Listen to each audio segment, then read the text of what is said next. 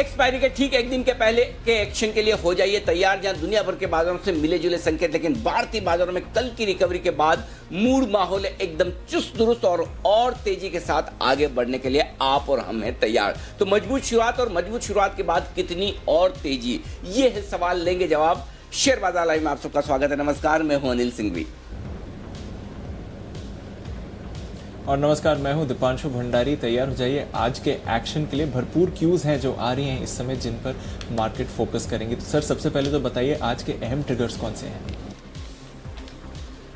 जी हाँ दीप, ट्रिगर्स में अगर आप देखें तो दुनिया भर के बाजारों से भले ही थोड़ी बहुत सुस्ती के संकेत हो, लेकिन हमारे यहाँ चुस्ती बरकरार है। लेकिन सुस्ती के संकेत जो आते हुए दिख रहे हैं वो अमेरिका से सीमित दायरे में कारोबार रहा और उसके बाद अमेरिकी बाजार 200 पॉइंट नीचे दिन के निचले स्तरों पर जाकर बंद हुए। लेकिन डाउ फ्यूचर्स फ्लैट कारोबार कर रहे हैं। एशिया में हल्की रिकवरी आती हुई दिखी, स्पेशली हांगकांग जो लाल निशान से अब हरे निशान में लौटता हुआ लगभग ½ %, 125 पॉइंट मजबूत। सोना रिकॉर्ड पर रिकॉर्ड बनाता हुआ 52,700 के आसपास पहुंचता हुआ और चांदी 67,500 के आसपास। मारुति, भारती और डॉक्टर, ये 3 के रिजल्ट आएंगे आज और 4 वायदा कारोबार की बड़ी कंपनियों के। लेकिन दिल्ली में बड़ा एक्शन है। प्रधानमंत्री मोदी बैंकर्स और सचिवों के साथ मिलेंगे, कैबिनेट की अहम बैठक है। तो देखते हैं क्या कुछ दिल्ली से खबरें आती है, उस पर भी आज रहेगी बाजार की नजर। और इन सब के बीच में कल की मंथली एक्सपायरी लंबी सीरीज 5 हफ्तों वाली होने वाली है खत्म, और उसके पहले मूड माहौल एकदम चुस्त दुरुस्त और जोश से भरा हुआ पॉजिटिव साइड पर। जी दी, बिल्कुल अनिल जी, और इस मूड माहौल के लिए एक कॉम्प्लीमेंट आपको भी जाता है सर, क्योंकि पिछले कुछ दिनों में जैसा भी एक्शन रहा है, जितनी भी वॉलेटिलिटी आई है, वीक ग्लोबल क्यूज के फेस में भी सर आपने बार बार कहा है कि ट्रेंड पॉजिटिव है, मार्केट का सेंटिमेंट में बदलाव नहीं आया है इस समय। और हम देख रहे हैं कि लगातार मार्केट्स एक ऊपर का ही मूवमेंट दे रहे हैं। थोड़े करेक्शन के बाद एक अच्छा बाउंस बैक आ जाता है और कल तो शानदार तेजी आई। और अब जो एफआई फ्लोज का भी सपोर्ट आ रहा है, जिसके बारे में आप कल भी हाईलाइट कर रहे थे कि अब माहौल चेंज हो रहा है, कितना इंपॉर्टेंट है ये और इसका मार्केट पर कितना इफेक्ट हो सकता है एक्सपायरी से पहले? देखिए दीप, 25 साल के बाजार के अनुभव में यही सीखा है कि ट्रेंडिंग बाजार को कैसे ट्रेड किया जाए और ट्रेंड जब बदलता हो तो उसे कैसे पकड़ा जाए। तो ट्रेंडिंग बाजार को ट्रेड करने का एकमात्र तरीका ये, वो ट्रेंड किसी भी तरफ हो, चाहे तेजी का या चाहे मंदी का, एक ही तरीका है कि आपको पता होना चाहिए किस लेवल के नीचे ट्रेंड बदलेगा। हमेशा ये ध्यान रखिए, आप अगर रिवर्स गियर में हैं तो पहले न्यूट्रल होंगे, फिर फर्स्ट गियर में गाड़ी डालेंगे। टॉप में चल रहे हैं, पहले न्यूट्रल होंगे, फिर रिवर्स में डालेंगे। तो वो कहाँ न्यूट्रल हो रहा है आपका गियर और कहाँ रिवर्स में जा रही है, अगर आपको ये पता है तो आप ड्राइव बहुत अच्छे से करेंगे। और यही काम हम करते हैं। मुझे याद है 8,800 पर हम जब बुलिश हुए पूरी तरह से, उसके बाद एक भी बार 8,800 को पार करने के बाद एक भी बार हमने मुझे नहीं आता कि मुझे कभी भी मैंने शॉर्ट कॉल की बात कही हो या ट्रेंड रिवर्सल की बात की हो। तो 8,800 से 11,300 400 तक की आपको फर्स्ट क्लास नॉन स्टॉप बहुत ही बेहतरीन तेजी आपको मिली है ट्रेड करने के लिए। हाँ ठीक है, वो मुश्किल समय जो 7,500 से 8,800 9,000 तक का था, वो ट्रेडर्स के लिए नहीं था, वो इन्वेस्टर्स के लिए था। लेकिन ट्रेडर्स के लिए जो समय जब मार्केट स्टेबल हो जाए, जब आपको ट्रेंड दिखा दे, उसके बाद आपको मौका छोड़ना नहीं। और यही वजह आप देखिए पिछले 2-3 दिनों में भी जब भी बाजार में वॉलेटिलिटी आई, हमने यही कहा लगातार कि नहीं, ट्रेंड मजबूत है, बिल्कुल भी कहीं भी कोई, और निफ्टी में तो बिल्कुल भी नहीं। तो अब जहां तक आगे का सवाल है, इसमें कोई डाउट नहीं कि ट्रेंड अभी भी मजबूती भरा है। एक्सपायरी के पहले आप कुछ और गेंस बनाएंगे। और पिछले हफ्ते भी हम ये बात कर रहे थे कि एक्सपायरी तक बाजार मजबूत रहना ही रहना है, इसमें कोई डाउट नहीं। अब 1-2 चीजें हैं जो बहुत इंपॉर्टेंट है, जो बहुत समझनी है आपको। पहली चीज है कि निफ्टी अब भी बैंक निफ्टी के मुकाबले में बहुत मजबूत है और निफ्टी के डेटा बैंक निफ्टी के मुकाबले में बहुत बढ़िया है। तो बैंक निफ्टी की लीडरशिप नहीं आएगी, लीडरशिप निफ्टी की ही रहेगी। पॉइंट नंबर 1, एक चीज ये नोट कर लीजिए। दूसरा, जो पिछले 2-3 दिनों से हम बात कर रहे थे डेटा को लेकर, वो हम आगे विस्तार से बात करेंगे किस तरह से डेटा सुधरते हुए दिख रहे हैं। और तीसरी बात यह है कि ग्लोबल मार्केट्स थोड़े भी बेहतर होंगे तो हमारे वो काम आ जाएंगे। आप देखिए अमेरिका में 200 पॉइंट की कमजोरी से भी हमें फर्क नहीं पड़ता, डाउ फ्यूचर्स फ्लैट है, उतना काफी है। जबकि आज रात अमेरिकी फेड की बैठक का दूसरा दिन है और वहां कुछ अहम फैसले होते हैं, तो कल बाजारों पर फर्क पड़ेगा। लेकिन हमें न इस वक्त बहुत ग्लोबल अच्छे संकेतों की जरूरत है। अच्छे मिल जाए तो बहुत अच्छी बात है, लेकिन ना भी मिले तो हमें चलेगा। हमारे अपने संकेतों के दम पर, और ऐसा बहुत कम होता है दीप कि जब आप ग्लोबल संकेतों को नजरअंदाज करके अपने दम पर ट्रेड करें। और ये वो वक्त है जब भारतीय बाजार अपने दम पर ट्रेड कर रहे हैं, अपने आंकड़ों पर ट्रेड कर रहे हैं, अपने डेटा पर ट्रेड कर रहे हैं, और उस लिहाज से मुझे लगता है मजबूती और बढ़ेगी। और कल दोपहर के बाद जिस तरह से ब्रेकआउट आते हुए दिखे आपको निफ्टी और बैंक निफ्टी में, जिसको हमने सही वक्त पर पकड़कर हमारे दर्शकों के सामने रखा भी, आज आपके फिर उसमें पैसे बनेंगे। चाहे आपने निफ्टी के कॉल्स खरीदे हों कल, चाहे बैंक निफ्टी के खरीदे हों, तो बहुत बढ़िया मौका आज फिर से आपको मिलेगा। जी दीप। बिल्कुल अनिल जी, बढ़िया मौका आज आपको फिर से मिल सकता है। एसजीएक्स निफ्टी भी इस समय 50 अंक ऊपर ही दिख रहा है। एक और क्यू सर जिसके बारे में पूछना चाहूंगा, आपने डोमेस्टिक फैक्टर्स की बात करी। वैसे तो भारत में कोरोना के नए मामले अभी भी तेजी से आ रहे हैं, कल भी लगभग 50,000 नए मामले सामने आए, पर महाराष्ट्र और मुंबई जो एक हॉटस्पॉट रहे हैं अब तक, जहां तक कोरोना के मामलों का सवाल है, अब फाइनली यहां पर गिरावट का ट्रेंड आ रहा है। पिछले 3 महीनों में कल जो मुंबई के मामले थे वो सबसे लोएस्ट आते हुए दिखे हैं। एक ही दिन का ट्रेंड है सर, पर डेफिनेटली पॉजिटिव न्यूज है। किस तरह से इसको देखना चाहिए, क्या इस पर भी कुछ रिएक्शन आ सकता है?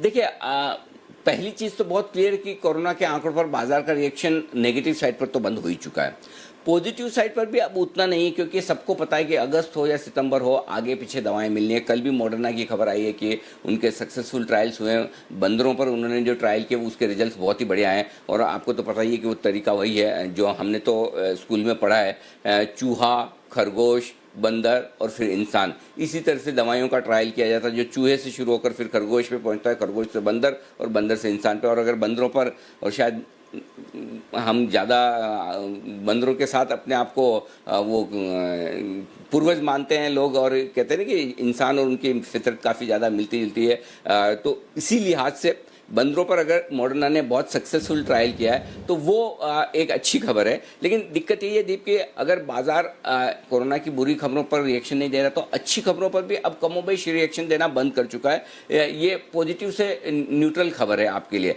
जहाँ तक मुंबई, दिल्ली और हमारे यहाँ आंकड़ों का सवाल है, डेफिनेटली इसमें कोई डाउट नहीं कि अगर 1000 का आंकड़ा आता है, लेकिन ये एक दिन का आंकड़ा है, ट्रेंड नहीं है। अच्छा, आंकड़े बढ़ भी जाएंगे कल तो ऐसा नहीं कि हम कोई मूड खराब कर लेंगे, बाजार गिर जाएंगे, और घट भी जाएंगे तो ऐसा नहीं कि कोरोना के दम पर आप बढ़ जाएंगे। तो मुझे लगता है कोरोना अब नॉन इवेंट होता जा रहा है। हाँ, एक बार आपको जरूर उस वक्त बड़ी खुशी होगी जिस दिन फाइनली ये पता चल जाएगा कि वैक्सीन मिल गई है और इस कंपनी की वैक्सीन अप्रूव्ड है, टेस्टेड है और सब इस्तेमाल कर सकते हैं। वो एक और दिन होगा जब बाजार बड़ी तेजी दिखाएंगे, लेकिन उससे पहले इन आंकड़ों के दम पर मुझे नहीं लगता। लेकिन हाँ, इसमें कोई डाउट नहीं कि सेंटीमेंट ठीक करने के लिहाज से अच्छी खबर है। अच्छा लगता है सुनकर कि कोरोना के मरीज काबू में आते हुए दिख रहे हैं, तो ये खबर अच्छी है, इसमें कोई डाउट नहीं। लेकिन बाजार इसकी वजह से भागे, मैं ऐसा नहीं समझता।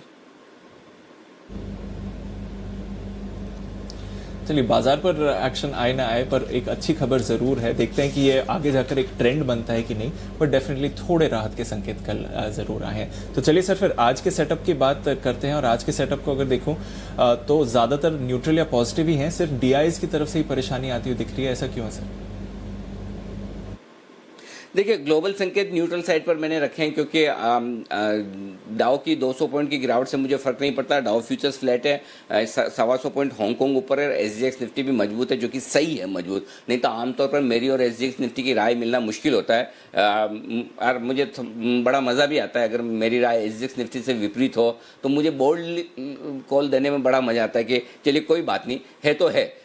लेकिन आज मैं सहमत हूँ एसजीएक्स निफ्टी के साथ में कि ये जो आंकड़े दिख रहे हैं आपको, ये सही दिख रहे हैं। ग्लोबल न्यूट्रल मान लीजिए, एफआईज के आंकड़े पॉजिटिव आ ही गए, जो मैं विस्तार से आगे आपको बताऊंगा। और आज के लिए सबसे बड़ा ट्रिगर, और कल भी मैं यही कह रहा था कि आपको सबसे बड़ा ट्रिगर बाजार के बढ़ने का वही है कि एफआईज की बिकवाली रुक गई है और वायदा कारोबार में खरीदारी हुई है। याद रखिए, पहले एक्शन वायदा कारोबार में होता है, उसके बाद कैश मार्केट में होता है। आज भी आंकड़े वैसे ही है, और आज भी सब कुछ छोड़ दीजिए, बाजार के लिए ऊपर जाने का सबसे बड़ा ट्रिगर एफआईज के आंकड़े है। लगातार 2 दिनों से मैं आपको यही कह रहा हूँ, और इसीलिए हम आपको पहले से ही अलर्ट कर रहे हैं कि देखिए एफआईज के आंकड़े बदल रहे हैं और आपको मंदी में नहीं रहना है या कमजोरी नहीं फील करनी है।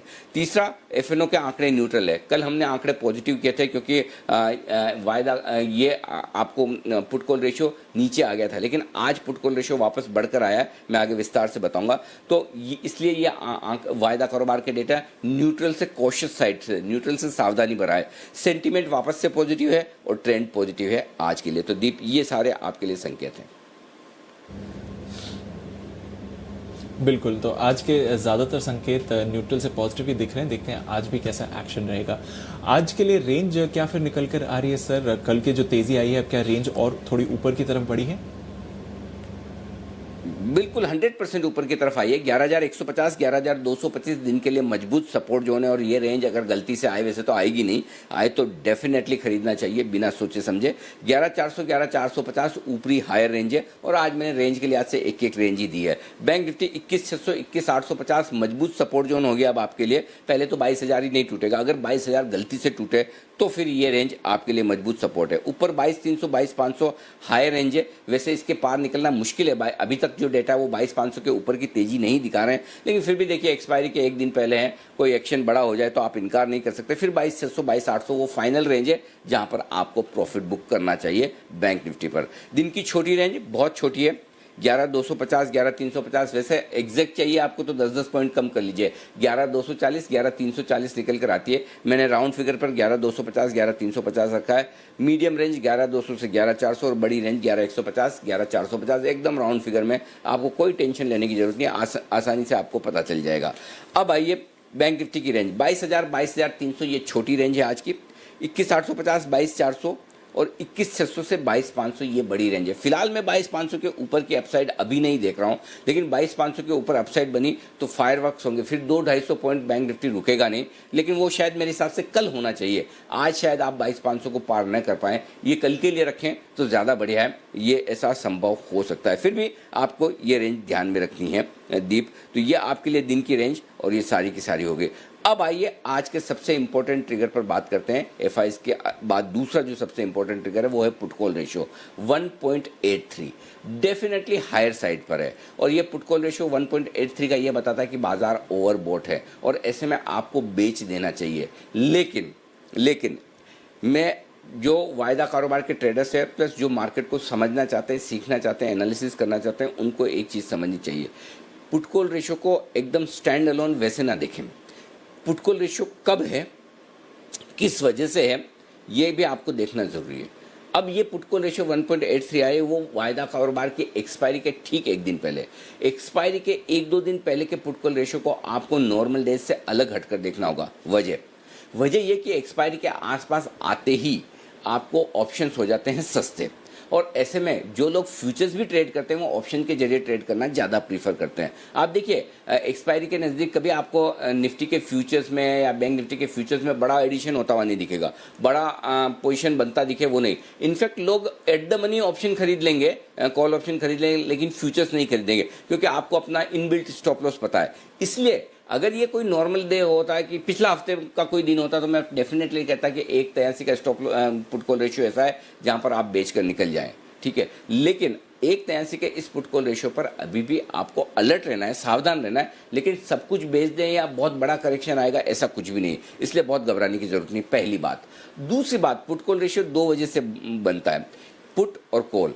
अगर कल काफ़ी ज़्यादा मात्रा में पुट बेचे गए हैं तो तेजी की पोजीशन बनी है, और जब तेजी की पोजीशन बनी है तो उस लिहाज से मार्केट मजबूत है। इसमें रिस्क सिर्फ इतनी रहती है कि हायर लेवल पर अगर किसी वजह से करेक्शन आए तो जो कमज़ोर ट्रेडर्स हैं जिन्होंने कल ही पुट में बेचे और पोजीशन बनाई, उनकी पोजीशन थोड़ी सी हल्की हो सकती है। तो इस पुट कॉल रेशियो में जो पोजीशन बनी है उसके बेसिस पर हल्का करेक्शन आ सकता है 50-55 पॉइंट निफ्टी का, लेकिन बड़ी बिकवाली या मंदी नहीं आ सकती, ये भी देखना चाहिए। तो आपको पुट कॉल रेशियो पूरा और डिटेल में समझकर अगर आप एनालिसिस करेंगे तो फायदा ज़्यादा होगा। तो उस लिहाज से पुट कॉल रेशियो 1.83 का है, अभी कहीं कोई डरने घबराने की जरूरत नहीं है। लेकिन दीप ये जरूर है कि ऊपरी स्तरों पर आपको फ्रेश पोजीशन बनाते वक्त थोड़ा सा सावधान रहना है, बस उतना ही ध्यान रखें, इससे ज़्यादा कोई दिक्कत नहीं। ये कंफर्टेबल है, अभी भी कंफर्टेबल है, हल्का सा 2 के आसपास आ जाए, 1.95 के आसपास आ जाए तो वहाँ पर नहीं खरीदना है, बस इतना ध्यान रखिए। तो थोड़ा ऊपर के लेवल पर, इसमें ऊपर के लेवल का मतलब क्या हो सकता है, शायद 10,400 के आसपास अगर आप, माफ़ कीजिएगा 11,400 के आसपास अगर निफ्टी आ जाए तो वहाँ पर फ्रेश खरीदारी ना करें, वहाँ थोड़ा हाथ रोक लें, ये ठीक रहेगा। फिर थोड़ा अच्छा नीचे आ जाए कि 11,350 वापस आ गया, 11,325 वापस आ गया, फिर खरीदेंगे। तो बीच बीच में आपको मौके मिल जाएंगे, और नहीं मिले तो कोई बात नहीं, फिर देखते हैं क्या कुछ होता है। लेकिन ये पुट कॉल रेशियो है जो दूसरा अहम ट्रिगर है आज के लिए। जी दीप।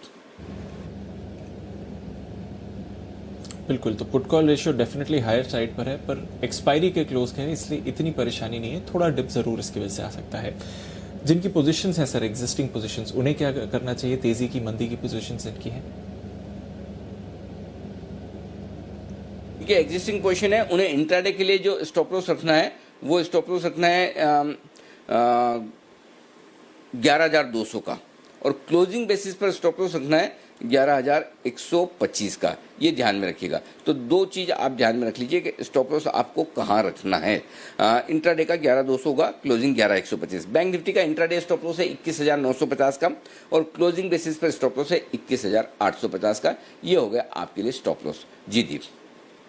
और मैं शॉर्ट का भी दे देता हूँ। शॉर्ट में 11,325 आपका इंट्राडे और क्लोजिंग दोनों बेसिस पर निफ्टी का स्टॉप लॉस है, और बैंक निफ्टी का स्टॉप लॉस एक ही है 22,250 का। ये आपका इंट्राडे और क्लोजिंग बेसिस पर। ओके, तो ये तो रही जहां तक आपकी एग्जिस्टिंग पोजीशंस का सवाल है। नई पोजीशंस के लिए क्या राय देंगे सर आज के लिए? नई पोजीशंस के लिए देखिए दीप, आपको खरीदना है निफ्टी 11,200 के स्टॉप लॉस के साथ। बाद में स्टॉप लॉस हम ट्रेल कर लेंगे थोड़ा ऊपर की तरफ 350, 11,350, 11,400, 11,450 एग्जैक्ट लेवल राउंड फिगर के आसपास ही आ रहे हैं। 10-15 पॉइंट ऊपर नीचे गिन लीजिए, बाकी ब्रॉडली यही लेवल निकल कर आ रहे हैं। इन तीन लेवल्स के लिए खरीदना है। जो लोग शॉर्ट करना चाहते हैं 11,400, 11,450 के आसपास एक मौका देख सकते हैं शॉर्ट करने का। पुट कॉल रेशियो और वहाँ की पोजीशन और ग्लोबल मार्केट्स की सिचुएशन को देखते हुए आप कर सकते हैं। 11,400, 11,450 की रेंज में। ऊपर में 11,500 का स्टॉप लॉस होगा, 11,350, 325, 300। तो इससे आपको समझ में आ जाना चाहिए कि इस वक्त अगर मैं हायर पुट कॉल रेशियो पर भी ऑन एन एवरेज 75 से 125 पॉइंट इतना ही करेक्शन देख रहा हूँ, इसके बियॉन्ड करेक्शन नहीं दिख रहा। तो करेक्शन आएगा भी तो इस 1% से ज़्यादा का करेक्शन नज़र नहीं आता। उतना करेक्शन इस तरह के लेवल्स पर और इस तरह के मार्केट में रीजनेबल है, उतना तो बन ही सकता है। बैंक निफ्टी का जहाँ तक सवाल है, स्टॉप लॉस में थोड़ा दूर दे रहा हूँ दीप, 21,850 का। मुझे पता है कि मैं 250 पॉइंट नीचे का स्टॉप लॉस दे रहा हूँ, लेकिन इस स्टॉप लॉस को हमें ना 21,300 पार करने के बाद 22,000 पर लाएंगे, थोड़ा धीमे धीमे ऊपर करेंगे। तो 21,325 अभी स्टॉप लॉस, 21,850 अभी स्टॉप लॉस रखिए। 22,225 पहला टारगेट है जहां पर शायद हम खुलने चाहिए कल के हाई के आसपास। 22,300, 22,400, 22,500। मैंने आज बैंक निफ्टी पर थोड़े से लेवल हल्के दिए हैं, बहुत एग्रेसिव दिए नहीं है। उसकी वजह में आज वायदा कारोबार के डेटा में आपको बताऊंगा। शॉर्ट जो करना चाहते हैं 22,400, 22,500 में एक चांस ले सकते हैं शॉर्ट करने का विद स्ट्रिक्ट स्टॉप लॉस। अगर आप स्टॉप लॉस लगाकर ट्रेड करते हैं, 100 पॉइंट की रिस्क लेना जानते हैं, तो ही आप बेचिए। 22,600 का स्ट्रिक्ट स्टॉप लॉस है, 22,300, 22,225 और 22,100 ये छोटे टारगेट के लिए आपको बैंक निफ्टी में करनी है बिक वाली। जी दीप। और बाकी स्टॉक्स जो बैन में हैं, 4 स्टॉक्स बैन में हैं और बाकी काफ़ी बाहर आए हैं। लगभग 4 स्टॉक बैन से बाहर भी आए, अच्छी बात है, और 4 अब बचे हुए रह गए। जी बिल्कुल। तो जैसे जैसे एक्सपायरी आ रही है, बैन से स्टॉक्स बाहर भी निकलते हुए दिख रहे हैं, ये एक अच्छी बात है। चलिए सर, फिर फंड फ्लोज और वायदा कारोबार के संकेतों के बारे में थोड़ी डिटेल्स में बात करते हैं। सबसे पहले तो फंड फ्लोज, जैसे आप बता भी रहे थे, एफआई एक्शन अब पॉजिटिव होते हुए दिख रहा है पिछले 2-3 दिनों से। कैसे देखना चाहिए? पर डीआईएस की बड़ी बिकवाली थी कल। देखिए, बात तो सही है कि घरेलू फंड बेच रहे हैं, लेकिन बात दूसरी ये भी सही है कि घरेलू फंड के खरीदने बेचने से सेंटीमेंट नहीं बदलता। अल्टीमेटली बाजार में हर मिनट, हर सेकंड, हर घंटे और हर दिन जो ट्रेड होता है वो उसमें सेंटीमेंट का बड़ा योगदान है। 2 दिन पहले आपको खरीदने का मन नहीं हो रहा है और 1 दिन बाद आप अचानक से बहुत बुलिश हो जाते हैं। यही तो सेंटीमेंट में बदलाव है, और लेवल्स भी आपके बदलते हुए दिखते हैं। तो घरेलू फंड भले ही बेचे 1000 करोड़ का, पहली चीज़ है कि ट्रेडर्स तैयार है खरीदने के लिए, और दूसरी सबसे बड़ी बात है कि एफआईएस की तरफ से बिकवाली का दबाव हो चुका है खत्म। 993 करोड़ के यानी कि 1000 करोड़ के इंडेक्स फ्यूचर्स एक्सपायरी के ठीक पहले बहुत बढ़िया। और आप एक चीज़ डीप ध्यान में रखिए, जब मंथली एक्सपायरी होती है ना, तो मंथली एक्सपायरी के पहले, वीकली एक्सपायरी के पहले हम जब शॉर्ट कवरिंग की बात करते हैं ना कि शॉर्ट कवरिंग आएगी, ये होगा, ये सब ट्रेडर का होता है। एफआईएस की जो भी शॉर्ट कवरिंग आनी है, जो कुछ भी आनी है, वो मंथली में ही आती है। वो लोग वीकली में बहुत कम ट्रेड करते हैं, नहीं के बराबर। उनका ट्रेड आपको मैक्सिमम मंथली में मिलेगा। इस लिहाज से मंथली के वक्त एफआईएस का एक्शन बहुत इंपॉर्टेंट होता है, और यही वजह कि हमने 2 दिन पहले एफआईएस का एक्शन पकड़ लिया कि अब ज़्यादा डरिए मत, नीचे में मत बेचिए, क्योंकि एफआईएस का एक्शन पॉजिटिव साइड पर हो रहा है। कल आपको थोड़ा पॉजिटिव दिखा, आज भरपूर पॉजिटिव है। न सिर्फ 250 करोड़ के आसपास की कैश की खरीदारी है, 350 करोड़ के आसपास के स्टॉक्स की खरीदारी, यानी कि 600 करोड़ से ज़्यादा के तो उन्होंने कैश मार्केट में खरीदारी कर दी है। 1000 करोड़ के इंडेक्स, 600 करोड़ के तो स्टॉक्स खरीद लिए, 1000 करोड़ का इंडेक्स खरीद लिया, 1600 करोड़ की खरीदारी है। ट्रेडर्स बुलिश हैं, हम निफ्टी बैंक निफ्टी बोल ही रहे हैं कि खरीदिए, लोगों ने खरीदे भी हैं। ऐसे में घरेलू फंड की बिकवाली का बहुत असर पड़ना नहीं है। तो मुझे लगता है कि आज के सेशन में सबसे बड़ा और इम्पोर्टेंट और मजबूत ट्रेडर बाजार के लिए कोई है तो ये एफआईज के आंकड़े हैं जो आपको मजबूती देंगे। ऐसे में 50, 75, 100 पॉइंट, 125 पॉइंट जब भी बाजार नीचे आ जाए गलती से किसी भी वजह से, ग्लोबल मार्केट्स की वजह से या कोई और खबर आ जाए जो आपको मुझे नहीं पता, तो ये एफआईज के डेटा है जो आपको सपोर्ट देते हुए नजर आएंगे। तो तेजी के लिए सिर्फ बाहर की चीज़ों को ना देखें, बाजार के अंदर के डेटा को देखें, और अंदर का डेटा कल से परसों से मजबूत होने के संकेत दे रहा है। जी दीप, ये एफआईज के आंकड़े का विश्लेषण है आपके लिए।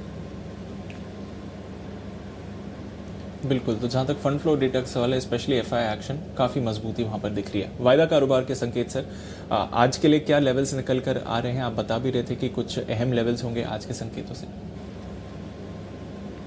आज बड़े इंटरेस्टिंग डेटा एनालिसिस है इसमें। आपको याद है कल दोपहर में 2:30 बजे के आसपास, 2:25 के आसपास मैं, विश्वेश और नितिन जी तीनों ही हम लोग एक साथ बड़े एक्सट्रीम बुलिश हो गए निफ्टी बैंक निफ्टी पर। और वो जैसे मैं 2:30 बजे की स्ट्रेटजी के लिए डेटा पढ़ने लगा, मैंने कहा वाह ऐसे डेटा। तो दो चीज़ कहना चाहता हूँ। पहली चीज़ तो ये कि निफ्टी के डेटा बहुत मजबूत है, बैंक निफ्टी के डेटा न्यूट्रल से हल्के पॉजिटिव है। बैंक निफ्टी के डेटा अभी भी उतने मजबूत नहीं हुए जितने मैं देखना चाहता हूँ। इनफैक्ट दिक्कत यह है कि बैंक निफ्टी में पोजीशन ही कम है। ये पिछले 2-3 दिनों में जो करेक्शन हुआ ना बैंक निफ्टी में, उसमें लोगों ने पोजीशन कम कर लिया और वापस तेजी की बनी नहीं है। तो बैंक निफ्टी में एक निफ्टी और बैंक निफ्टी में एक बड़ा फ़र्क है, और वो फ़र्क आज सारे ट्रेडर्स को समझ लेना बहुत ज़रूरी है। शॉर्ट कवरिंग जो एग्रेसिव होगी वो निफ्टी में होगी, बैंक निफ्टी में अभी भी उतने शॉर्ट्स नहीं हैं, कम है। पहले मैं निफ्टी का एनालिसिस आपको दे देता हूं, आपका काम निफ्टी से हो जाएगा।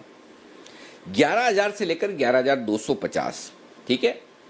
आप 11,300 पर बंद हुए, मैं 11,300 की स्ट्राइक प्राइस छोड़ रहा हूं। 11,200 से 11,250 का कॉल ऑप्शन, यहां पर ओपन इंटरेस्ट खड़ा है सब मिलाकर लगभग 62 लाख शेयरों का, 62 लाख शेयर गिन लीजिए।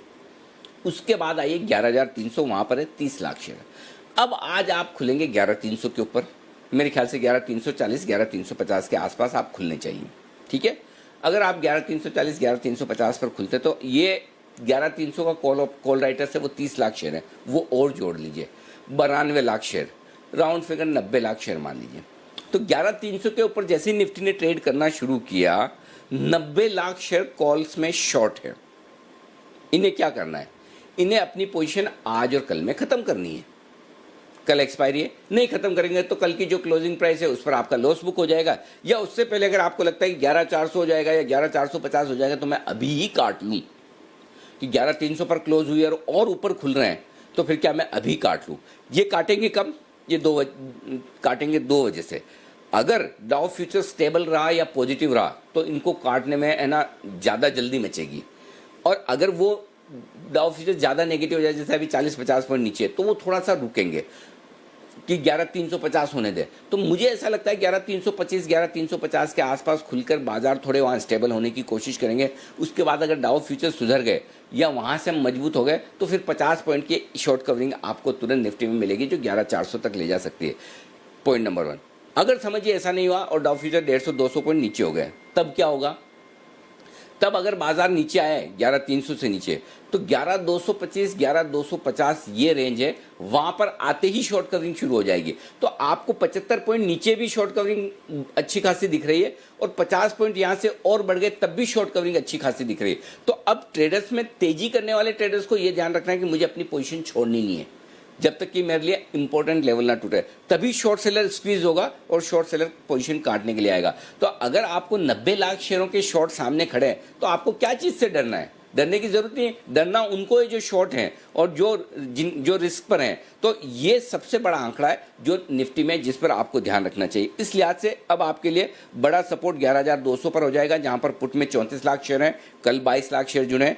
11,300 आपके लिए निर्णायक लेवल है, 30 लाख शेयर कॉल्स में है। आज जैसे आज इसके ऊपर जाएंगे ये और ऐड हो जाएंगे आपके शॉर्ट सेलर्स में, और 11,400 जहां 25 लाख शेयर ऊपर की वहां कॉल्स में है, वो आपका अगला लेवल। तो वायदा कारोबार का डेटा क्रिस्टल क्लियर है, नीचे 11,200 मजबूत सपोर्ट, 11,300 निर्णायक लेवल, 11,400 से 11,500 के रेंज में जाने की तैयारी एक्सपायरी के पहले, ये वायदा कारोबार के डेटा निफ्टी के बता रहे हैं। अब आइए, इसमें रिस्क एक ही कि पुट कॉल रेशियो चूंकि काफी बड़ा हुआ है, तो ऊपरी स्तरों पर 50-75 पॉइंट कभी भी गिरे तो वापस से खरीदारी आ जाएगी।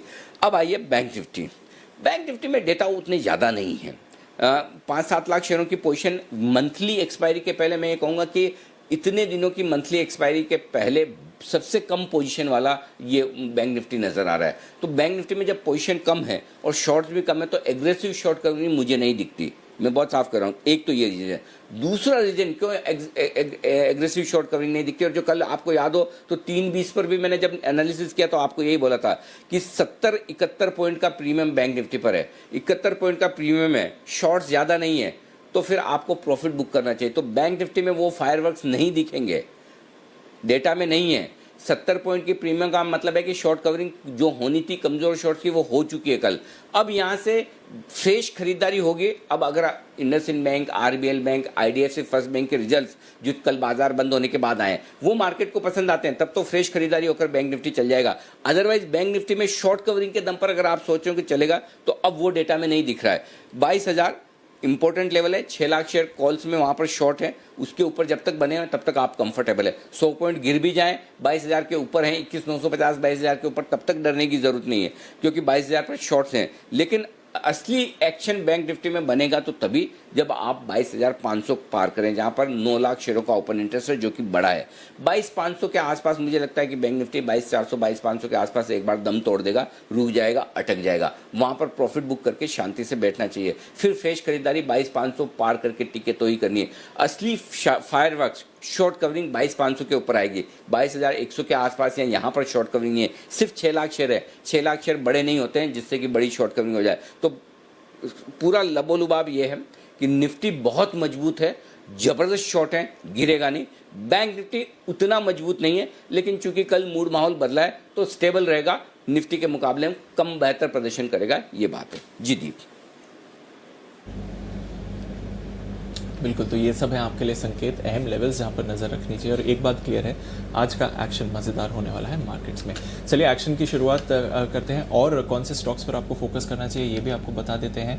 हमारे साथ पूजा और मानसी जुड़ रहे हैं कुछ अहम ट्रिगर्स और खबरों वाले शेयर्स बताने के लिए, और आशीष जो ब्रोकरेज एक्शन हमें बताएंगे। पूजा, आपसे शुरुआत करते हैं। गुड मॉर्निंग, बताइए आज के अहम ट्रिगर्स और कुछ पोस्ट मार्केट रिजल्ट कौन से हैं?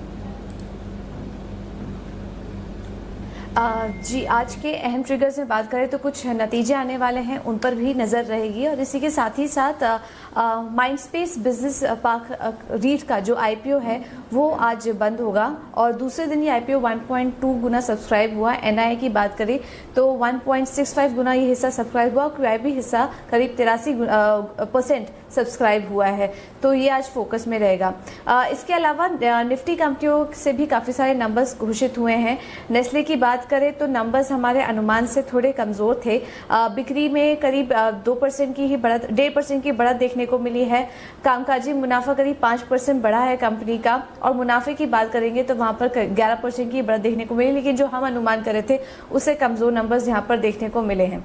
और आखिर में बात करते हैं इंडसइंड बैंक की। यहाँ पर जो नंबर्स आए हैं वो हमारे अनुमान से काफ़ी अच्छे हैं। एनआईए में करीब 16% की बढ़त देखने को मिली है। मुनाफा घटा है, करीब 70% की गिरावट यहाँ पर मुनाफे में देखने को मिली है, क्योंकि प्रोविजनिंग यहाँ पर काफ़ी ज़्यादा करनी पड़ी है कंपनी को। और लेकिन ग्रॉस एनपीए और नेट एनपीए के फ्रंट पर बात करेंगे तो नंबर्स अच्छे हैं। नेट एनपीए में गिरावट देखी गई है, और ग्रॉस एनपीए 2.7% हम अनुमान कर रहे थे, लेकिन उतना ज़्यादा स्ट्रेस यहाँ पर नहीं दिखा है, और मोरेटोरियम बुक में भी यहाँ पर कमी ही देखी गई है। तो नंबर्स हमारे अनुमान के मुताबिक। ओके, ये है कुछ नतीजे जहां पर आपको फोकस करना चाहिए। वरिंदर बंसल हमारे साथ जुड़ेंगे थोड़ी देर में रिजल्ट एक्सरे के लिए, कुछ और नतीजों पर चर्चा करेंगे, पर उससे पहले मानसी से भी बात करते हैं। गुड मॉर्निंग मानसी, आपके पास भी कुछ नतीजों वाले स्टॉक्स और फंड एक्शन है, बताइए। बिल्कुल, good morning Deepanshu. RBL bank के नंबर्स कल आते हुए दिखे, अनुमान से बेहतर है नंबर्स। नेट इंटरेस्ट इनकम में करीब 27% की बढ़त देखने को मिली। 965 करोड़ का हमारा अनुमान था, 1041 करोड़ की एनआईआई कंपनी ने पोस्ट की है। मुनाफे के फ्रंट पर 47% की गिरावट जरूर देखने को मिली है, लेकिन हमारे अनुमान से बेहतर है। 122 करोड़ का हमारा अनुमान था, कंपनी ने 141 करोड़ का मुनाफा पोस्ट किया है। प्रोविजंस में 153% की बढ़त देखने को मिली है सालाना आधार पर, वहीं तिमाही आधार पर 16% की गिरावट। ग्रॉस एनपीए 3.6% से 3.4% पर रहे हैं। नेट एनपीए 2% से 1.6% पर जाते हुए दिखे हैं। आईडीएफसी फर्स्ट बैंक कंपनी के नतीजे मजबूत रहे हैं। नेट इंटरेस्ट इनकम में 38% की बढ़त देखने को मिली है। मुनाफा इनफैक्ट घाटे से मुनाफे में कंपनी आई है। 617 करोड़ के घाटे से अब 93 करोड़ का मुनाफा कंपनी देख रही है। ग्रॉस एनपीए 2.6% से 1.9% पर रहे हैं। नेट एनपीए 0.9% से 0.5% में रहे हैं। और साथ ही येस बैंक देखिए, कमजोर नतीजे कंपनी ने पोस्ट किए हैं। नेट इंटरेस्ट इनकम में 16% की गिरावट देखने को मिली है। मुनाफे में 60% की गिरावट रही है। प्रोविजंस 39% गिरे हैं सालाना आधार पर। तिमाही आधार पर 77% की गिरावट प्रोविजंस में देखने को मिली है।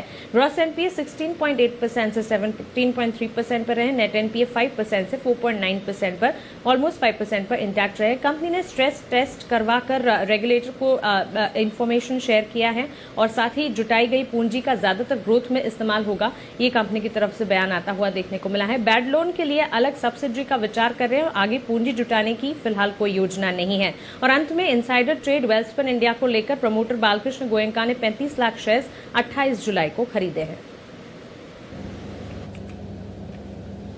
ओके, ये है कुछ और स्टॉक्स जहां पर आपको फोकस करना चाहिए। आइए देख लेते हैं आज ब्रोकरेजेस किधर फोकस कर रही हैं एफआईआर में।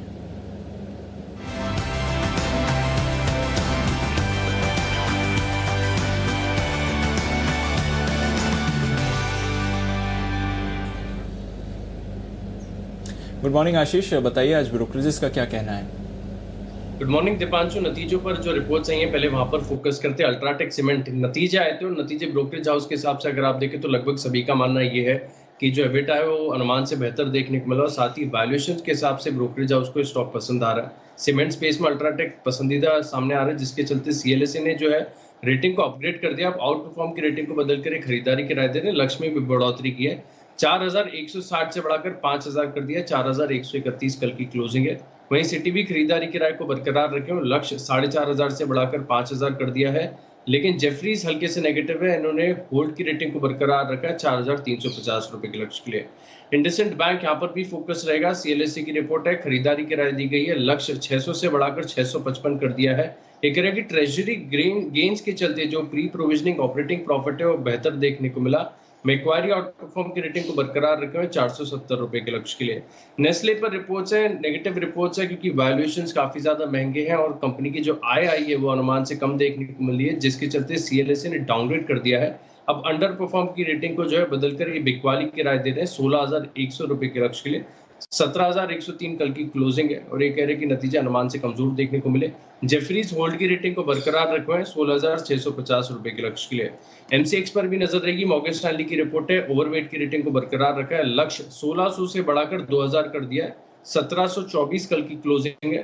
ये कह रहे कि एवरेज डेली ट्रेडेड वॉल्यूम्स में बढ़त देखने को मिल रही है, आगे भी बढ़त देखने को मिल सकती है। ईपीएस के अनुमान में 3 से 5% की बढ़ोतरी की है। और अभी के लिए आखिरी रिपोर्ट है चोला फाइनेंस पर, क्रेडिट स्विस की रिपोर्ट है। आउट परफॉर्म की रेटिंग को बरकरार रखा है 270 रुपए के लक्ष्य के लिए। 215 कल की क्लोजिंग है।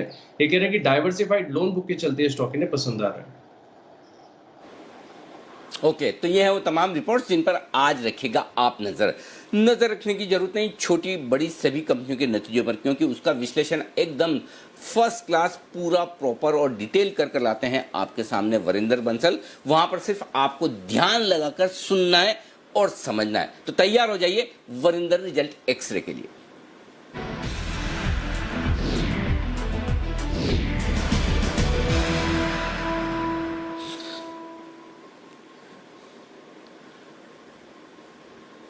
गुड मॉर्निंग वरिंदर, शुभ शुरुआत बेहतरीन नतीजों के साथ। सुपर डुपर किसके हैं रिजल्ट्स?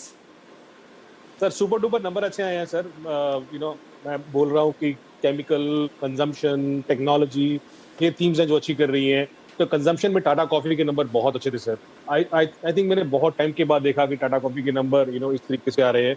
सेल्स 26% ऊपर थी, एबिटा 40% ऊपर था, प्रॉफिट 60% ऊपर था, मार्जिन इंप्रूव हो गए, कुछ 19% हुए फ्रॉम 17%। 20-21 टाइम पे ट्रेड कर रहा है तो बहुत एक्सपेंसिव स्टॉक नहीं है और बहुत सस्ता भी नहीं है, but after a long time super numbers coming from Tata coffee. Technology में sir, as I said, mid cap IT बहुत अच्छा कर रहा है। हमने बहुत कंपनीज की बात की आपके साथ 10:15 बजे, but Hexaware I think it was a big beat on revenue and margins. Sales 2% ऊपर, कांस्टेंट करेंसी में अगर आप देखो तो रेवेन्यू सिर्फ 1% नीचे था, एस्टिमेटेड था कि 7% डिक्लाइन होगा। एबिट मार्जिन 140 बेसिस पॉइंट ऊपर आया 13.2% पे। आईएफएल का एस्टीमेट था कि 10.5% होगा। मैनेजमेंट ने बोला कि सेकंड क्वार्टर में जो भी होना था हो गया और ग्रोथ थर्ड क्वार्टर से फोर्थ क्वार्टर में आएगी। सर, इस कंपनी में इंटरेस्टिंग चीज क्या है कि ये डीलिस्टिंग का प्रोसेस भी चल रहा है और अभी थोड़ा सा री रेटिंग भी हो रहा है, और ये 15-16 टाइम पे FY21 पे ट्रेड कर रहा है, तो महंगा स्टॉक नहीं है। सो वेदर द डीलिस्टिंग, री रेटिंग, वैल्यूएशन, ये सब चीजें इसके फेवर में है। तो ये है, इसका मतलब लॉकडाउन में लोगों ने कॉफी पीना कम नहीं किया है, लगातार पीते रहे हैं। और हमारे जयपुर वाले जैन साहब का भी टाटा कॉफी पर पूरा बाय कॉल लगातार आया है। रिजल्ट्स बहुत ही दमदार, तो चीयर्स टू टाटा कॉफी। आइए, अच्छे नतीजे कौन से हैं वो बताएं। Again, it's an expensive stock. It has always been an expensive stock. Sales कम थी, EBITDA 12% ऊपर था, प्रॉफिट 40% ऊपर था। So good numbers, 35 times पे ट्रेड कर रहा है। That's it. एक छोटा सा कंपनी है, but focusing on this bigger company. फिर वे अंतर्राष्ट्रीय कंपनी फार्मा स्पेस की बढ़िया नंबर्स देती हुई, लेकिन कमजोर रिजल्ट्स जरा बताइए। इसकी लिस्ट डेफिनेटली थोड़ी लंबी होगी आपकी। थोड़ी सी लंबी है sir. I start with NIIT Tech, because technology में सारे के सारे स्टॉक्स भाग रहे हैं। ये कोई सस्ता स्टॉक नहीं है। जैसे मैंने बोला, Hexaware trades around 15-16 times FY21 earnings. NIIT Tech trades around 23 times. तो आप देख सकते हो कि हमें कितना वैल्यूएशन में डिफरेंस है। तो इस बार सर कांस्टेंट करेंसी में इसका जो रेवेन्यू डिक्लाइन 7% हुआ था। आप समझ सकते हैं कि हेक्सावेयर का हमने सिर्फ 1% देखा, जहाँ पे एक्सपेक्टेड था 7-8% होगा। तो दोनों को कंपेयर करना भी जरूरी है। एबिट मार्जिन इस केस में कुछ 230 बेसिस पॉइंट नीचे थे, और कुछ एक अकाउंट रिसीवेबल का इम्पेयरमेंट भी था 18 करोड़ का, जिसके कारण प्रॉफिट आपको 20-30% नीचे दिख रहा है। एनआईटी टेक का ऑफकोर्स ट्रैवल वर्टिकल एक्सपोजर ज्यादा है, 20% ऑफ सेल्स, वो 30% नीचे था। बट मैनेजमेंट में बहुत स्ट्रॉन्ग गाइडेंस दिया है सितंबर क्वार्टर का और FY21 का, so that is also important. But ये वाला क्वार्टर वीक था clearly for NIIT Tech. Castrol के नंबर वीक ही थे सर, बट मोतीलाल का रिपोर्ट पढ़ रहा था सुबह मैं, so they are seeing that it is better than what they were expecting. So कुछ ब्रोकर्स बोल रहे हैं कि हमारे एस्टिमेट से फिर भी अच्छा है, but on the face of it numbers are weak. Sales were down 53%, EBITDA was down 67%, profit was down 64%, और 15 टाइम पे ट्रेड कर रहा है। सीमेंट में हमने कल देखा क्या हुआ sir with UltraTech and all. Orient cement के नंबर कोई ज्यादा अच्छे नहीं थे। सेल्स 40 जगह नीचे थी, एबिटा 35% नीचे था, प्रॉफिट भी 55% नीचे था। एज आई सेड, कोई सस्ता स्टॉक नहीं है, 24 टाइम्स पे ट्रेड कर रहा है। हेल्थ केयर ग्लोबल एंटरप्राइजेस के अभी भी नेट लॉस चल रहा है, जब पहले भी नेट लॉस था। थोड़ा थोड़ा स्टेबिलिटी आ रहा है, let's see what happens. Quess Corp weak numbers. Motilal again is seeing that numbers are okay, in line with what they estimated, क्योंकि इसमें एक वन टाइम कोविड हिट है 6 करोड़ का, और कुछ 21 करोड़ का और एक वन टाइम हिट है। But honestly sir, Quess Corp में corporate governance issues more important है नंबर से। सो अभी भी बहुत लोग मार्केट में जो कन्विंस नहीं है the way they account things into the books. जी, ओके। तो ये है आपके लिए कमजोर रिजल्ट, लेकिन वो रिजल्ट जो वरिंदर को कभी पसंद नहीं आते, सबसे खराब वाले। उम्मीद करते हैं कि पटाखा चलेगा और यही वजह आप खरीद कर लाते हैं, लेकिन वो बस फुस हो जाता है। तो जो सबसे खराब रिजल्ट्स हैं उनकी लिस्ट बताइए। सर, वही हम बात कर रहे हैं ना, हाउस होल्ड में कुछ भी कंपनीज अच्छी नहीं कर रही, चाहे वो वी गार्ड हुआ, चाहे वो हेवल्स हुआ, सबके नंबर खराब आ रहे थे। तो ग्रीन लैम्प इंडस्ट्रीज के सर सेल्स 45% डाउन है, एबिटा 75% नीचे है, और नेट लॉस रिपोर्ट किया अभी 8 करोड़ का। अभी भी 25 टाइम पे ट्रेड कर रहा है, तो कुछ सस्ता स्टॉक नहीं है। Tin plate company, EBITDA 78% down, और अभी भी लॉस रिपोर्ट की है कंपनी ने, 15 टाइम पे ट्रेड कर रहा है। Automobile corporation of Goa sir, Tata group company है, बहुत लोगों को बहुत टाइम से उम्मीद है, बट इस बार 122 करोड़ की जो सेल्स थी वो कम हो गई, सिर्फ 9 करोड़ की रह गई है। सो आप इमेजिन कर सकते हो इस पे कितना बड़ा हिट हुआ। कल हम बात कर रहे थे कि मीडिया कंपनीज अच्छा नहीं कर रही है, तो एसटी मीडिया इस बार उसने 100 करोड़ का एबिटा लॉस किया sir, compare to EBITDA profit of 40 crore. Elantas Beck and all, again very very bad number this quarter. Okay, तो ये है कमजोर नतीजों की लंबी लिस्ट। नतीजे की लंबी लिस्ट वैसे तो अगस्त के महीने में भी रहेगी, लेकिन जुलाई के इस हफ्ते में तो और आखिरी हफ्ते में ढेर सारे नंबर्स और आने हैं। रोज सुबह सुबह 8:30 बजे मुलाकात हमारी आपके साथ होती रहेगी। और बता दूं हमारे दर्शकों को, रिजल्ट से भले आपको दिख रहे हो कि वरिंदर ने 10 या 12 कवर किए हैं, वो भी इतने कम करके हम मुश्किल से यहाँ तक लेकर आते हैं, क्योंकि 200, 250, 150 रिजल्ट वरिंदर कल शाम से शुरू होते हैं और फिर हम लिस्ट कम करते यहाँ तक लेकर आते हैं कि भाई जहाँ लोगों का ज़्यादा इंटरेस्ट है यहाँ पर, या फिर जहाँ रिजल्ट बहुत ज़्यादा ऊपर नीचे हो। कोशिश हम ये भी करेंगे कि कुछ आपको बेहतरीन रिजल्ट्स और दिए जाएं जो बड़े रिजल्ट्स हैं। काफ़ी लोग ये भी कह रहे हैं कि बड़े रिजल्ट्स आप हमें नहीं बताते हैं, तो वरिंदर जो बड़े रिजल्ट्स हैं उसमें जल्दी से 10-10 सेकंड का एक टेक दे दें आप। आज जो कल बाजार बंद होने के बाद ढेर सारे बड़े रिजल्ट्स भी आए, थोड़ा सा हल्का हल्का टच कर दें। Nestle mister sir, domestic revenue 2% ऊपर था, एक्सपेक्टेड था कि 8 से 10% होगा, महंगा स्टॉक है। IndusInd Bank a bit more on a positive side than negative side, because उसका मॉरेटोरियम नीचे आ गया है, रिटेल डिपॉजिट ग्रोथ हुआ है, कैपिटल रेज हुआ है। नेगेटिव में उसका रिस्क ऑन बैलेंस शीट थोड़ा सा, वो RWA टू एडवांसेस वो थोड़ा सा बढ़ गया है, but as I said IndusInd Bank is more positive towards negative. RBL was weak for me, weak numbers थे। IDFC फर्स्ट बैंक वो better numbers compare to what people were expecting on the street. So ये है, but you know sir honestly F&O stocks में result से ज्यादा positioning पे stock चलते हैं। आपने देखा कि ICICI बैंक के नंबर्स आए भी, लेकिन उसके बाद भी स्टॉक मेरे ख्याल में 7-8% करेक्ट हो गया। So it was all about positioning rather than numbers किस तरीके से आए।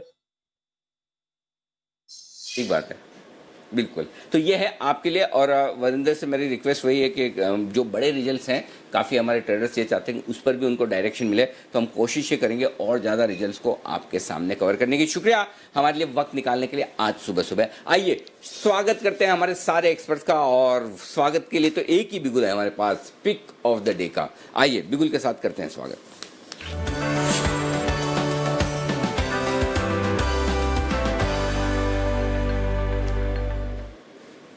गुड मॉर्निंग बागले साहब, बताइए सर आज क्या करना है, ये बता दीजिए।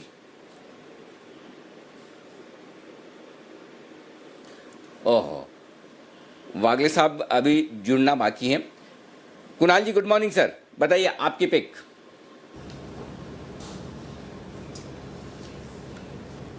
Good morning Anil ji, good morning Deepanshu. Anil ji, मैंने और राकेश जी ने तो कल ही एक बहुत दमदार पिक दी थी, और वो है pick of the month. Anil ji उसी को रिपीट करेंगे। पिक ऑफ द मंथ थी TCS, जिसमें कि बहुत बड़ा ब्रेकआउट हमने कल के ट्रेड में देखा, तो वही पिक ऑफ द डे रहेगा। अनिल जी TCS को बाय करके चलें, 2260 रुपए पर स्टॉप लॉस रख लें। 2400 और 2450 ये दो टारगेट्स हैं जिनके TCS को बाय करना है। Not to be miss trade है अनिल जी। ओके, बंसल जी आपकी भी सेम टू सेम या कुछ थोड़ी बहुत इधर उधर अलग थलग? Good morning Anil ji, good morning Deepanshu. Anil ji pick तो सेम टू सेम है, बट थोड़ी कमेंट्री डिफरेंट है अनिल जी। एक तो पहली बात ये है कि बड़े चार्ट पर एक बड़ा ब्रेकआउट है, मच अवेटेड ब्रेकआउट है, और कई बार क्या होता है ब्रेकआउट के बाद एक वर्टिकल रैली देखने को मिलती है, कई बार कंसोलिडेट होता है, कई बार साइडवेज होता है। तो अनिल जी ये किसी को नहीं पता है कि कितना समय लेगा, बट डेफिनेटली बड़े चार्ट पर एक बड़ा ब्रेकआउट है। आने वाले समय में एक री रेटिंग देखने को मिलेगी। तो जो लेवल्स कुणाल जी ने दिए हैं वही same to same level, ditto same to same levels है। TCS पे खरीदारी की राय है। ओके, TCS पे करें खरीदारी 2260 के स्टॉप लॉस के साथ, 2400 और 2450 के टारगेट के लिए। ये है कुणाल जी और राकेश जी का दोनों का सम्मिलित जॉइंट पिक। वागले साहब जुड़ चुके हैं। गुड मॉर्निंग सर, बताइए आपका pick of the day. Anil ji good morning, Deepanshu good morning. मेरा पिक ऑफ द डे है बाय बजाज इलेक्ट्रिकल्स। 437 का क्लोज है, 430 का मेरा स्टॉप लॉस होगा, और 460 का टारगेट मुझे दिखता है कि आज और कल में आना चाहिए। ये मुझे अच्छा लग रहा है। आजकल अब शाम को है ना, जो वागले साहब ढूंढ के एक कैश का स्टॉक लाते हो। कल कौन सा दिया था ना आपने, वो बड़ा कमाल कर गया। कल कौन सा स्टॉक था आपका? कैश का कल ही था ना, या परसों था? कजारिया सेरामिक्स, हाँ कजारिया। ये काम आप ठीक कर रहे हो वागले साहब। बस ये जरूर बाजार बंद होने के बाद ये एक काम हमारे लिए कर दिया कीजिए, शाम को ढूंढ के एक कैश का बढ़िया स्टॉक लाइए, ताकि दूसरे दिन वो पिक ऑफ द डे में काम आ जाए। शुभम जी बताइए, आपका शुभ करने वाला, शुभ के साथ वो लाभ भी करने वाला होना चाहिए, शुभ और लाभ दोनों वाला स्टॉक बताइए। बिल्कुल Anil ji, good morning Anil ji, good morning Deepanshu. तो आज मुझे लगता है कि कुछ एफएमसीजी स्पेस में से थोड़ा सा जो डेवलपमेंट हो रहा है उसमें से एक स्टॉक आज मैं पिक करूंगा। तो ब्रिटानिया, टाटा कंज्यूमर, ये सब कुछ स्टॉक्स है जो अच्छे लग रहे हैं, लेकिन स्पेशली ब्रिटानिया को अगर हम देखें तो वहाँ पे एक अच्छा रैली हुआ था कुछ समय पहले, फिर एक पुल बैक हुआ, और पुल बैक के बाद अगर हम देखें तो अपने अहम सपोर्ट के आसपास प्लेस्ड है, और मुझे लगता है कि ये पुल बैक अब मैच्योर हो चुका है। तो ब्रिटानिया को खरीदने की राय है। यहाँ पे ऑप्शन के थ्रू हम ट्रेड बनाएंगे, तो अगली सीरीज का 4000 के स्ट्राइक का कॉल ऑप्शन हम खरीदेंगे, बिकॉज अगर इस ट्रेड को 2-3 दिन का होल्ड करना पड़े तो 2-3 दिन के पर्सपेक्टिव से ये ट्रेड हमें बनाना है। तो 4000 का जो स्ट्राइक है नेक्स्ट मंथ का, वो काफ़ी लिक्विड भी है, तो उसको खरीद के चलें। 84 रुपये के आसपास ये ऑप्शन क्लोज हुआ था, 4000 के स्ट्राइक का कॉल ऑप्शन, तो वहाँ पे इसको बाई करें। 70 रुपये पे एक स्टॉप लॉस रखें, और 105, 110 ये 2 टारगेट होंगे इस कॉल ऑप्शन के लिए। तो आज मेरा पिक होगा ब्रिटानिया। ओके, तो ये है आपके लिए ब्रिटानिया में खरीदारी करने की राय। अविनाश जी, गुड मॉर्निंग सर, बताएं सर आपको क्या पसंद है? Good morning Anil ji, good morning Deepanshu. Deepanshu, हमको प्राइवेट बैंकिंग स्पेस में आईडीएफसी फर्स्ट बैंक पसंद है। कंपनी के जो नतीजे आ गए हैं उसमें जो नोटवर्दी बात है कि मोरेटोरियम नंबर इनफैक्ट 45% से 28% हुआ है। मैनेजमेंट ने कहा है कि एंड ऑफ अगस्त तक ये 10% के बिलो जाने की इनकी एक्सपेक्टेशन है। और सबसे बड़ी बात, कासा रेशो अनिल जी 34% हो गया है, और कंपनी का जो शेयर है वो 31 रुपए के बुक वैल्यू के अगेंस्ट 27-28 पे ट्रेड कर रहा है, तो बिलो 1 टाइम चल रहा है। हमको लग रहा है कि जिस प्रकार की तेजी एनआई में देखने को मिली है, एसेट क्वालिटी भी देखी है, हमको लग रहा है ये स्टॉक में एक बहुत अच्छी रीरेटिंग देखने की पॉसिबिलिटी है। सेकंड हाफ इनके लिए और भी अच्छा रहेगा। मेरे ख्याल से इन्वेस्टमेंट ग्रेड स्टॉक है, और साल भर के नजरिया अगर कोई लेता है तो करीबन 39-40 का टारगेट प्राइस लेके इसको खरीदना चाहिए। ओके, 39 से 40 रुपए तक का टारगेट साल भर के लिए खरीदारी की राय आईडीएफसी फर्स्ट बैंक में नतीजों के बाद। सुमित जी जुड़ चुके हैं हमारे साथ। गुड मॉर्निंग सुमित जी, आपकी pick. Good morning Anil ji, good morning सभी को। आज की पिक के तौर पे जो स्टॉक चार्ट्स के ऊपर अच्छा लग रहा है वो है सीएट लिमिटेड। सीएट के अंदर पिछले 10 से 15 दिनों की करेक्शन के बाद जस्ट मूव स्टार्ट हो रहा है, और स्टॉक यहां से 1 से 2 दिनों के अंदर एक अच्छा अपसाइड मूव दिखाना चाहिए। 870, 875 के आसपास सीएट के अंदर खरीदारी करके चलने का सलाह रहेगा। नीचे के अंदर 850 का स्टॉप लॉस लगाना है। ऊपर में ऐसा लगता है कि 910 रुपए तक के लेवल सीएट के अंदर देखने को मिलने चाहिए, तो 910 के टारगेट्स के लिए इसमें खरीदारी करने की सलाह होगी, और 1 से 2 दिन के होराइजन के हिसाब से इसमें पोजीशंस ली जा सकती है। ओके, सीएट ये है स्टॉक जहां पर आपको नज़र रखनी चाहिए, और हमने कल देखा भी भरपूर एक्शन बन रहा था कुछ कैश स्टॉक्स में, जिसमें सीएट भी काफ़ी एक्टिव था, जेके टायर पर भी खरीदारी आती हुई दिख रही थी। तो इस स्पेस पर नज़र रखिए जहां तक आज के एक्शन का सवाल है। चलिए कुछ और नतीजों पर भी बात कर लेते हैं जो आज रिएक्ट करेंगे। अविनाश जी, आईडीएफसी फर्स्ट बैंक के बारे में तो आपने बात करी, आरबीएल बैंक, इनके भी नतीजे अनुमान से बेहतर रहे हैं। एसेट क्वालिटी में थोड़ा सुधार आते हुए दिखा है, हालांकि प्रोविजनिंग में ऑफ कोर्स एक जंप है वाई बेसिस पर तिमाही दर तिमाही प्रोविजनिंग पर भी रैशनलाइजेशन आती हुई दिखी है। कैसे देख रहे हैं इनके नतीजे आप? आई थिंक दीपांशु, नंबर्स उम्मीद से काफी अच्छे हैं। स्पेशली मोरेटोरियम बुक की बात करें तो काफी सिग्निफिकेंटली ये गिर चुका है, और जिस प्रकार की कमेंट्री और जिस प्रकार का आउटलुक हमको लग रहा है आने वाले 2 क्वार्टर्स में है, यहाँ पे इंप्रूवमेंट की काफी गुंजाइश है। हमको लग रहा है कि इवन करंट लेवल्स पे अगर कोई नियर टर्म के लिए खरीदना चाहता है तो ये रिजल्ट्स के बावजूद जो कोर ऑपरेटिंग प्रॉफिटेबिलिटी है वो इंप्रूव हो चुकी है, तो यहाँ पे डेफिनेटली लॉन्गर टर्म के लिए निवेश की राय रहेगी। ऑन डिप्स डेफिनेटली और खरीदना चाहिए, और हमको लग रहा है कि ये जो भी नेगेटिविटी है एसेट क्वालिटी मोरेटोरियम की, वो ऑलरेडी प्राइस में फैक्टर्ड इन है, तो यहां से डेफिनेटली एक अच्छी खासी रिस्क रिवॉर्ड बनने की पोटेंशियल रहती है। ओके, ये है आपके लिए आरबीएल बैंक, यहाँ पर भी रिस्क रिवॉर्ड आपको फेवरेबल आते हुए दिख रहा है।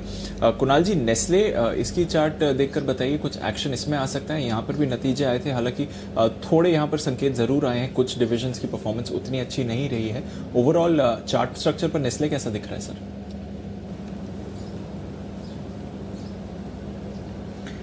देखिए, एक रेंज में अटका हुआ है दीपांशु। मुझे लगता है कि आज थोड़ी गिरावट देखने को मिल सकती है। जो सपोर्ट है वो मुझे 16,600 के आसपास नजर आता है, जो कि 500 रुपए नीचे है, तो हो सकता है कि 300-400 रुपए की गिरावट आपको देखने को मिले। 16,500, 16,600 के आसपास मुझे एक सपोर्ट नजर आता है, तो उन स्तरों पर मिले तो बाय करना चाहिए। फिलहाल के लिए मुझे लगता है कि आज शुरुआती गिरावट तो कम से कम देखने को मिलेगी। ओके, नज़र रखिए जहाँ तक नेस्ले का सवाल है, CLSA ने भी यहाँ पर डाउनग्रेड करा है, बिकवाली की राय दी है और 16,100 का टारगेट CLSA भी दिख रहा है। तो ब्रोकरेजेस भी ज़्यादा खुश नहीं है जहाँ तक नेस्ले के रिजल्ट का सवाल है। शुभम जी, अल्ट्राटेक यहाँ पर हमने शानदार मूव्स आती हुई देखी है। नतीजों के बाद कल मार्केट्स में अच्छा रिएक्शन था, अब ब्रोकरेजेस बात कर रही हैं कि 5,000 का लक्ष्य भी आ सकता है। चार्टिकली कैसा लग रहा है अल्ट्राटेक? आज के ट्रेडिंग सेशन में कैसा एक्शन हो सकता है इसमें? पांशु जी, अल्ट्राटेक और अगर हम सीमेंट स्टॉक्स को भी देखें तो वहाँ पे थोड़ा सा शॉर्ट टर्म मोमेंटम बिल्ड होता हुआ दिखा है। और इनफैक्ट अल्ट्राटेक में पिछले 2 दिनों में काफ़ी लॉन्ग एडिशन हुआ है और बहुत मैसिव लॉन्ग एडिशन है, बिकॉज पिछले 3-4 महीने में इस तरह का डेटा देखने को नहीं मिला है अल्ट्राटेक में। तो मुझे लगता है कि ये जो ब्रेकआउट हुआ है उसके बाद हो सकता है कि 4400 4450 के लेवल आते हुए दिखें। तो मेरी राय होगी कि थोड़ा सा अगर पुल बैक में अगर मौका मिलता है एंट्री का तो पुल बैक में एंटर करें, 4100 4080 के ये रेंज में खरीदें और एक स्टॉप लॉस जो मेंटेन करना होगा वो होगा 4025 का, और अपसाइड में 4400 तक के यहाँ पे टारगेट आते हुए दिखेंगे। ओके, तो टेक्निकल्स पर भी काफ़ी मजबूत लग रहे हैं सीमेंट स्टॉक्स। अल्ट्राटेक उसमें आ गए और आज ब्रोकरेजेस की तरफ से भी काफ़ी अपग्रेड आए हैं जहां तक अल्ट्राटेक के टारगेट का सवाल है। नजर रखते हैं उस स्टॉक पर। अविनाश जी, एक स्टॉक जो पिछले कुछ दिनों से काफ़ी एक्टिव था और कल लाइफ हाई पर था, MCX। यहाँ पर आज मॉर्गन स्टैनली ने टारगेट बढ़ाकर 2000 कर दिया है और जिस तरह से commodity market specially gold silver में एक्शन चल रहा है, MCX पर आपकी क्या राय रहेगी? क्या आप भी मानते हैं कि और तेजी आ सकती है स्टॉक में? दीपांशु, बिल्कुल आ सकती है, क्योंकि जिस प्रकार का मूवमेंट हमने गोल्ड में देखा है और कमोडिटी में MCX की जिस प्रकार से मार्केट सुप्रीमेसी है, हमको लग रहा है कि जो भी वॉल्यूम गेन्स रहेंगे वो MCX के लिए काफी फायदेमंद रहेंगे। इनफैक्ट हमको लग रहा है कि जो करंट क्वार्टर है यहाँ पे आपको बहुत अच्छे नंबर्स आने की उम्मीद रहेंगे। और हालांकि यहाँ पे पिछला क्वार्टर थोड़ा सा नरम जरूर था, लेकिन इस प्रकार का वॉल्यूम अगर आगे भी गोल्ड में चलता है तो इसका पूरा बेनिफिट MCX को मिलेगा। तो मेरे ख्याल से आई थिंक ये बाय ऑन डिक्लाइन वाला स्टॉक है। हालांकि स्टॉक चल चुका है, बट लॉन्गर टर्म में अगर किसी को 12 से 18 महीने का व्यू लेना है तो मुझे लग रहा है कि ये एक वेल पोजिशन प्ले जो गोल्ड की तेजी अपने नंबर्स में रिफ्लेक्ट कर सकता है। तो ये डेफिनेटली एक अच्छा रिस्क रिवॉर्ड लॉन्ग टर्म के लिए रखता है। ओके, तो ये है MCX पर आए और आज मॉर्गन स्टैनली की रिपोर्ट 1600 से टारगेट बढ़ाकर 2000 का लगातार तेजी में है स्टॉक और अच्छी खासी मजबूती के साथ कारोबार करता हूँ।